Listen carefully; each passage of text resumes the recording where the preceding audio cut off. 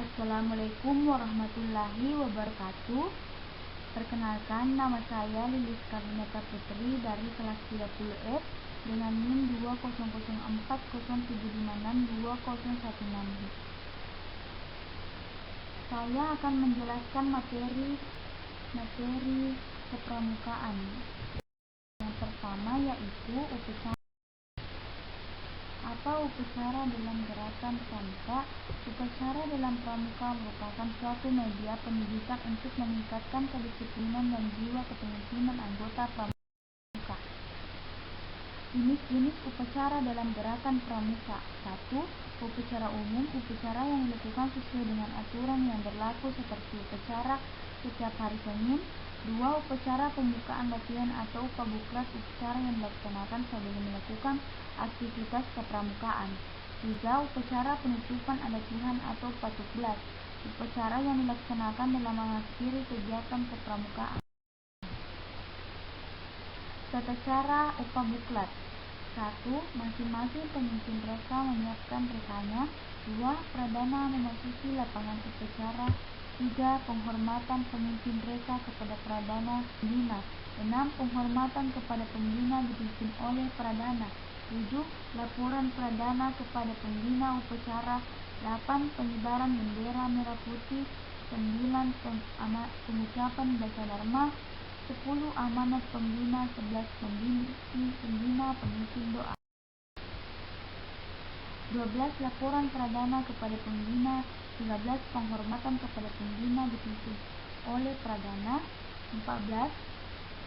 Pembina meninggalkan lapangan upacara. 15. Penghormatan pemimpin reka kepada pradana. 16. Pradana meninggalkan tempat. 17. Masing-masing pemimpin reka membubarkan barisannya. Adapun tata cara upacara upatublat yaitu masing-masing pemimpin reka menyiapkan rekanya. 2.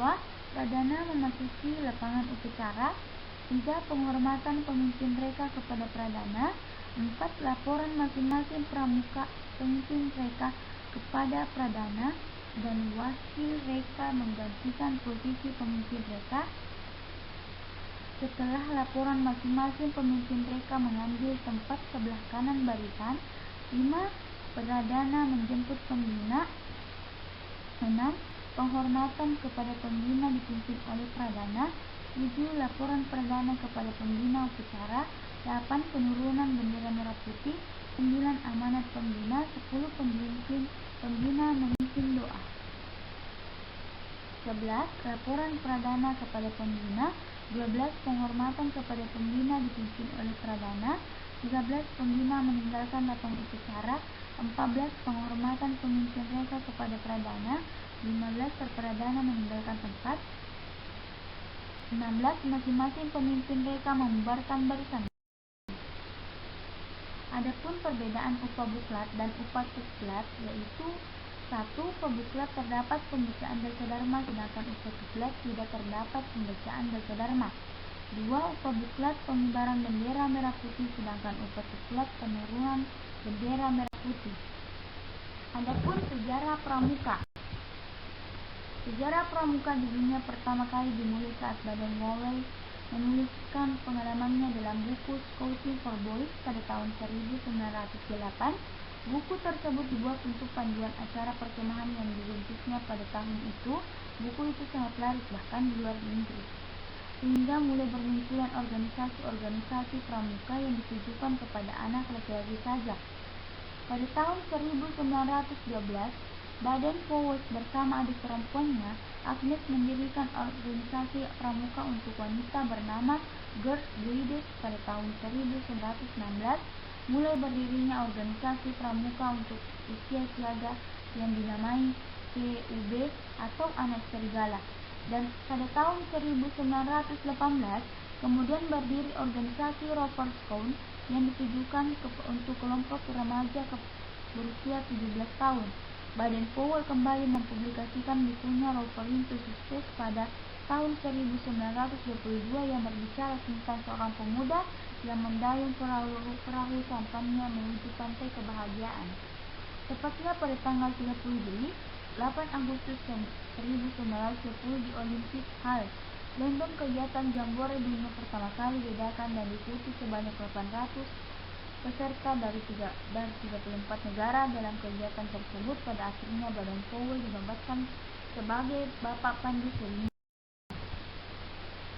Sejarah Pramuka di Indonesia. Sejarah Pramuka di Indonesia dikenal dengan 3 masa pramuka, yaitu Gerakan Pramuka pada masa penjajahan Belanda, Gerakan Pramuka pada masa penjajahan Jepang, dan Gerakan Indonesia setelah Indonesia merdeka.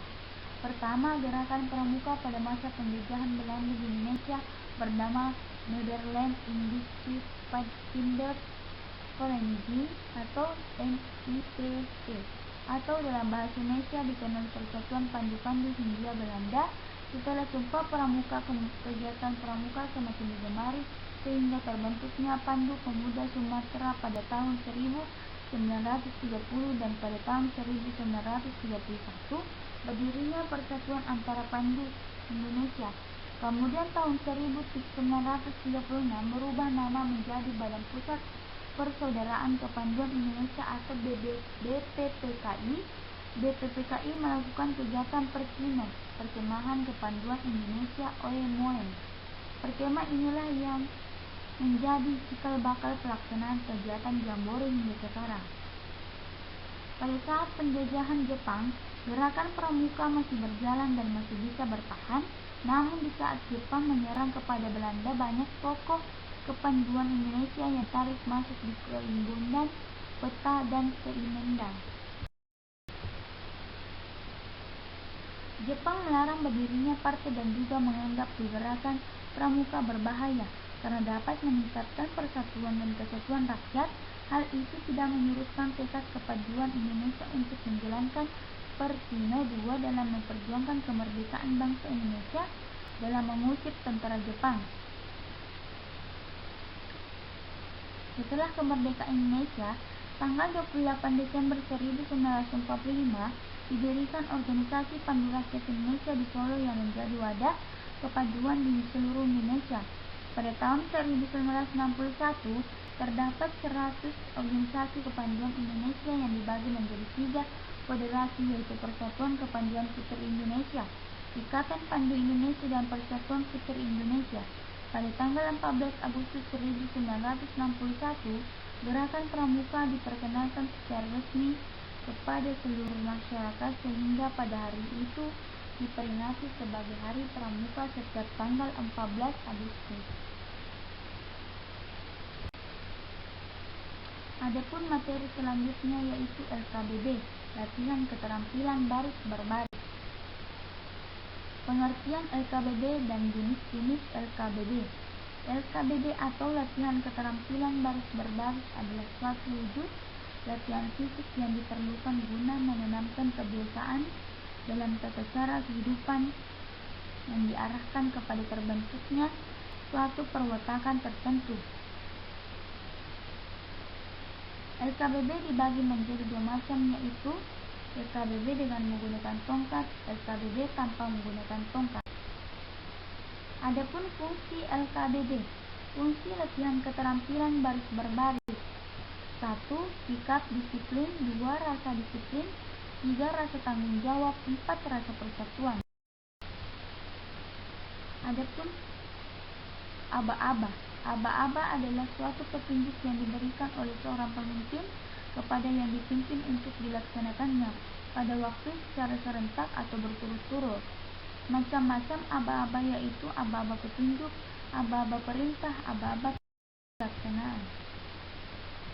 Adapun gerak dasar LKBB yaitu sikap sempurna, istirahat di tempat, rencang depan, hadap kanan, hadap kiri, serong kanan, serong kiri, hormat, hitung dengan lencang kanan, lencang kiri, jalan di tempat, balik kanan, langkah tegap.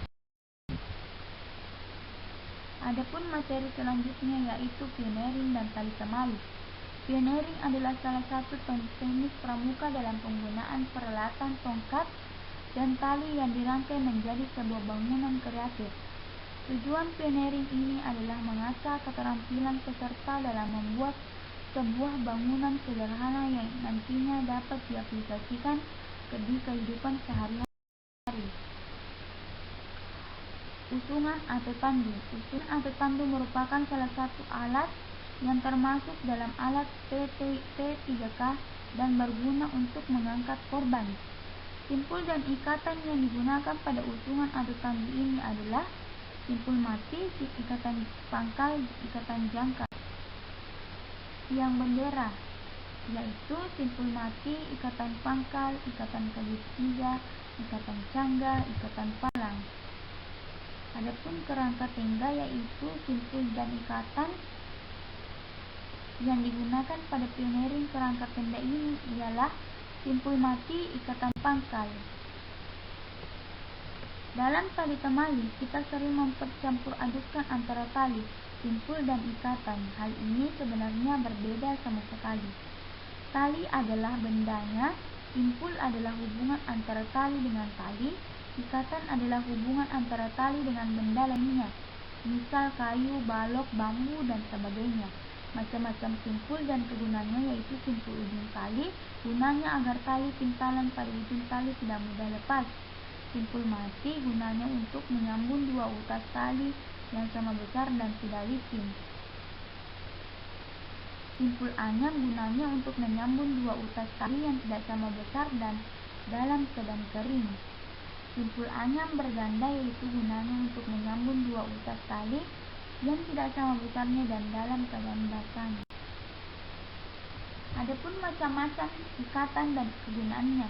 Ikatan pangkal gunanya untuk mengikatkan tali pada kayu atau tiang, akan tetapi ikatan pangkal ini dapat juga digunakan untuk memulai suatu ikatan. 2. Ikatan tiang gunanya untuk mengikat sesuatu sehingga yang diikat masih dapat bergerak leluasa, misalnya untuk mengikat leher binatang supaya tidak terkikis. 3. Ikatan jangkar gunanya untuk mengikat jangkar atau benda lainnya yang berbentuk ring. 4. Ikatan tambat gunanya untuk menambatkan tali pada sesuatu tiang atau kayu dengan erat, akan tetapi mudah untuk melepaskannya. 5. Ikatan tarik gunanya untuk menambahkan tali pengikat binatang pada suatu tiang, kemudian mudah untuk membukanya kembali. Dapat juga untuk turun ke jurang atau pohon. Adapun materi selanjutnya yaitu sandi morse dan semaput. Pengertian sandi. Sandi pramuka adalah rahasia atau kode. Berbicara tentang pramuka tidak lepas manfaat sandi. Komunikasi antar anggota regu, meningkatkan daya ingat, meningkatkan kecerdasan, sarana belajar anggota pramuka untuk menyelesaikan masalah sebagai sarana permainan di dalam kepramukaan. Adapun macam-macam sandi yaitu sandi koordinat, sandi kotak. Sandi kotak dibagi menjadi 3, yaitu sandi kotak 1, sandi kotak 2, sandi kotak 3, dan sandi jam, sandi angka nomor, sandi morse. Adapun sejarah morse. Munculnya sandi pramuka diawali oleh para pahlawan zaman dahulu yang sering melakukan perjalanan dengan cara berkelana dan berpindah tempat, sehingga mereka harus menggunakan bentuk komunikasi rahasia yang tak diketahui oleh lawannya. Mereka juga menciptakan sandi untuk mengelabui musuh-musuhnya. Pada kerajaan Babilonia ditemukan tulisan kuneiform. Tulisan ini merupakan tulisan kuno yang terbentuknya seperti paku, dan tulisannya di atas tanah liat untuk mengirim berita ke daerah mereka akan mencukur rambut budak lalu menuliskan berita itu di kepalanya. Rambut budak tersebut dibiarkan tumbuh lagi lalu budak itu dikirim ke tempat tujuan. Setibanya di tempat tujuan, rambut kepala budak akan dicukur kembali untuk mengetahui pesan rahasia yang ingin disampaikan. Cara ini sangat efektif yang dilakukan oleh para pemimpin di masa itu untuk mengelabui. Contohnya, 3. Cara membaca sandi tersebut adalah dengan meletakkan telunjuk di huruf A, lalu loncat ke samping sebanyak 3 huruf sehingga yang ditunjukkan huruf D. Begitulah seterusnya. Di masa kini komunikasi sangatlah luas dan dibutuhkan kerahasiaan dalam bidang tertentu, baik pada dinas ataupun militer. Sandi ini juga digunakan oleh pramuka dalam bentuk sandi pramuka yang menjadi manfaat sandi Morse, yaitu sarana komunikasi memberikan pesan rahasia, digunakan dalam telegraf, digunakan dalam kegiatan pramuka. Semapor. Semapor adalah suatu cara untuk mengirim dan menerima berita dengan menggunakan bendera, dayung, batang, tangan kosong, atau dengan sarung tangan. Informasi yang dapat dibaca melalui posisi bendera atau tangan, namun kini yang umumnya digunakan adalah bendera yang dinamakan bendera semapor. Pengiriman sandi melalui bendera semapor ini menggunakan dua bendera yang masing-masing bendera tersebut berukuran 45 cm dikali 45 cm. Bentuk bendera yang persegi merupakan penggabungan dua buah segitiga sama kaki yang berbeda. Warna yang digunakan sebenarnya bisa bermacam-macam, namun yang lazim digunakan adalah warna merah dan kuning, di mana letak warna merah selalu berada dekat tangkai bendera. Pada awal abad ke-19, semapor digunakan dalam komunikasi kelautan. Adapun materi terakhir yaitu menaksir, mengukur suatu benda dan lainnya tidak dengan sebuah perkiraan atau khayalan semata, akan tetapi cara menaksir dalam kepramukaan yaitu persendian yang paling ujung jari tangan tengah atau jempol adalah 1 inci, jarak antara jempol dan telunjuk adalah 8 inci, jarak antara jari jempol dan kelingkingnya adalah 9 inci, dari pergelangan tangan ke siku dan juga panjang ke 30 inci, dari siku ujung jari telunjuk panjangnya 17 inci, dari tengah-tengah tempurung lutut ke tangan jaraknya 18 inci. Kedua tangan diluruskan ke samping dari ujung jari sampai ke ujung jari lainnya, disebut dengan fadam, sama dengan tinggi badan kita. Denyut darah pada pergelangan tangan atau puls kira-kira ada 75 kali per menit.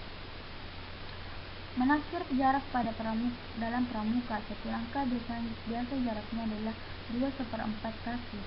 Setiap kamu berjalan 120 langkah, langkah berjalan cepat lebih pendek daripada langkah berjalan perlahan. Untuk menghitung jarak bisa dilakukan dengan mempelajari kecepatan suara, yaitu kecepatan suara yang sama dengan jumlah hari dalam setahun kalender Masehi atau 365 sehari. Menaksir jalan perjalanan dapat dipergunakan waktu yang lamanya berjalan, yaitu setiap 4 mil bisa 1 jam.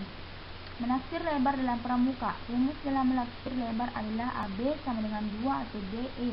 Menaksir lebar dengan rumus EF sama dengan DF. Masih banyak cara lain untuk mengukur lebar sungai dengan mempergunakan perbandingan ilmu ukur yang lain.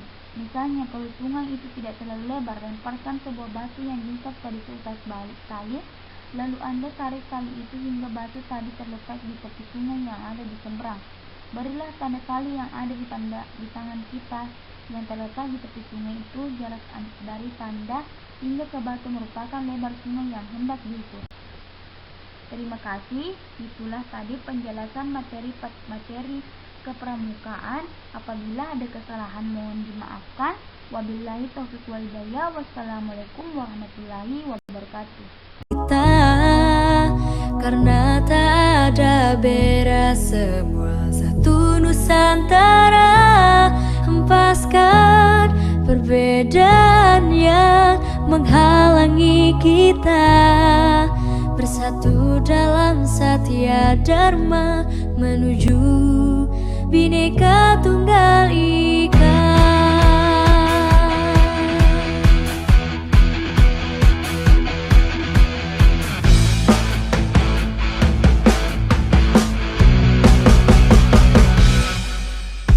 Bukan saatnya melihat perbedaan, tapi harusnya kita satukan tekad menuju masa depan. Satunya Indonesia, bela negara tanpa pandang di mana kita. Praja Muda karena pastilah bisa menjadi pemersatu budaya bangsa. Walau beda bahasa, tradisi, suku, dan gaya, tapi tetap kita ikat tulistiwa. Kita sebagai tunas bangsa, warnai bumiku tercinta dengan pandangan ke depan dan semangat kibar. Jadikan pramuka pemersatu kita, karena tak ada beda satu Nusantara. Hempaskan perbedaan yang menghalangi kita, bersatu dalam Satya Dharma menuju Bhinneka Tunggal Ika.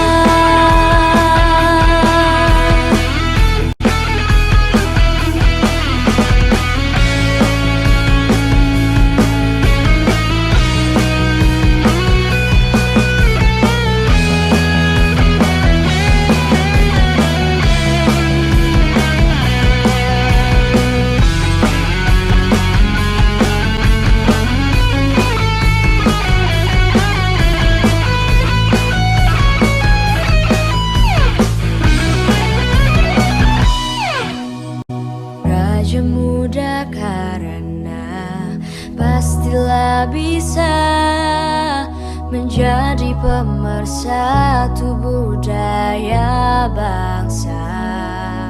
Walau beda bahasa, tradisi, suku, dan gaya, tapi tetap kita di Khatulistiwa.